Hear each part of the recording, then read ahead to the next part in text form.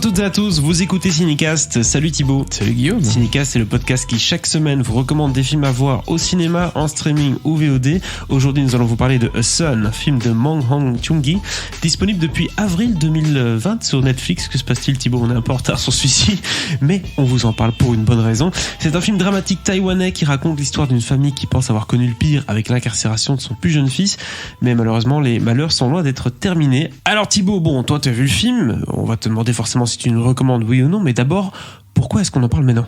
Écoute, c'est le film qui va représenter Taïwan aux Oscars pour l'Oscar du meilleur film en langue étrangère. Et j'en avais déjà entendu parler il y a un moment, mais j'avais un peu zappé le truc. Et voilà, il est dispo chez nous sur Netflix, donc c'est quand même toujours sympa d'aller voir les représentants de chaque pays pour l'Oscar quand c'est possible. Et donc voilà.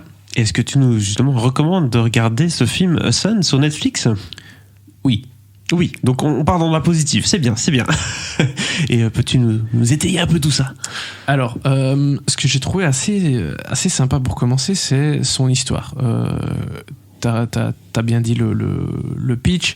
Voilà, donc c'est une histoire de jeune garçon qui va être incarcéré, mais la famille va pâtir de cette situation. Donc c'est-à-dire que le père de la victime la victime, c'est un type qui a eu la main coupée avec une machette, hein. C'est quand même c'est pas rien. Soft. C'est pas le fils en question qui a coupé la main, c'était un autre type, mais le fils ne savait pas, en tout cas c'est ce qu'il dit au policier, que son compère allait lui couper la main de l'autre. Il voulait juste l'effrayer. Enfin bref, le père de la victime met la pression sur le père du gars qui est en prison pour lui réclamer de l'argent, ceci, cela, et puis la pression et les malheurs vont arriver les uns après les autres, et ça va partir en escalade, quoi. Une escalade, voilà. Tout à fait, comme on les aime, et comme ça peut être vraiment à la fois dramatique, parfois un peu violent aussi, donc un beau petit mélange. Qu'est-ce qui t'a impressionné outre mesure?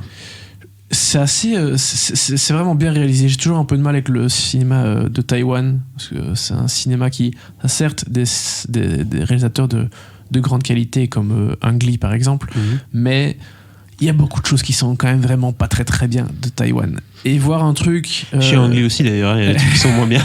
Certes. Mais voir un truc aussi bien écrit et aussi bien réalisé, ça fait plaisir. Et c'est assez ambitieux, parce que vraiment il se passe quand même pas mal de choses. Et d'un côté, tant mieux, parce que le film est assez long, il fait 2h20, quelque chose comme ça. Ouais, d'accord. Je trouve quand même que c'est un poil de trop. Il aurait pu être plus court, mais souvent au moins un bon quart d'heure. Hein. Il y a des scènes qui traînent un peu. Ça traîne parfois un petit peu, mais globalement, c'est vraiment bien écrit. La mise en scène est assez bonne que pour en faire en sorte que ça s'enchaîne assez bien et que tu vois pas trop le temps passer non plus. Pas au point de zapper, quoi. Voilà, pas au point de zapper. C'est pas contradictoire par rapport à ce que je viens de dire, au fait que je trouve le film quand même un poil long. Donc, mais que voilà, globalement, les enchaînements sont bons, mais c'est pas pour ça que ça aurait pu être un peu plus court.